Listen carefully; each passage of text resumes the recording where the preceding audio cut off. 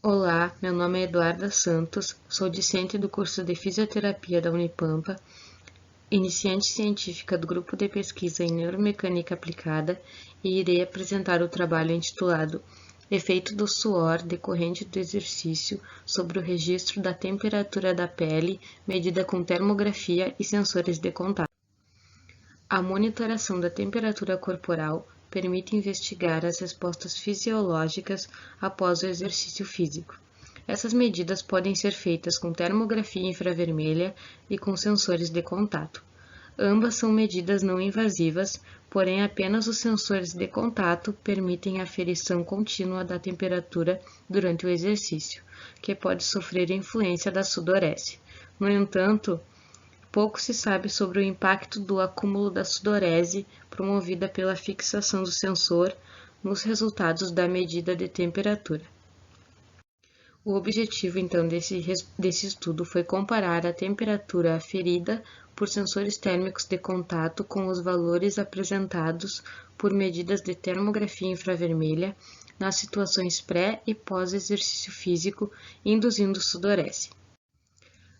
Foram avaliados 9 corredores recreacionais com idade média de 26 anos, uma massa corporal de 71 kg, estatura de 1,80 m e volume de treinamento de corrida de 30 km por semana. Os dados da temperatura foram investigados por meio da termografia infravermelha, com uma câmera FLIR E60 de alta precisão como referência. A temperatura e umidade relativa foram investigadas por 4 sensores de contato fixados na pele com fita clínica de poliacrilato. As medidas foram realizadas 5 minutos antes e 5 minutos depois de uma corrida em esteira ergométrica em intensidade moderada por 32 minutos, com intensidade de 12 pontos na escala de Borg. Os sensores térmicos foram divididos em 2 fixos, cuja utilização permaneceu durante a corrida, e 2 não fixos, utilizados antes e depois da corrida. Em cada perna, um sensor de um par era posicionado na região mais proximal da coxa e um sensor do par oposto era posicionado logo acima da patela, sendo essa configuração invertida na perna contralateral e randomizada para cada participante. A temperatura média registrada pelos sensores de contato e pela termografia da região anterior da coxa foi utilizada para as análises. A normalidade dos dados foi confirmada pelo teste de Shapiro-Wilk. Os dados dos sensores fixos, não fixos e da termografia foram apresentados em média e desvio padrão, comparados com a nova e nível de significância de 0,05. Nos resultados, nós temos que para a temperatura média no pré-exercício, a termografia e os sensores fixos apresentaram valores maiores que os sensores não fixos.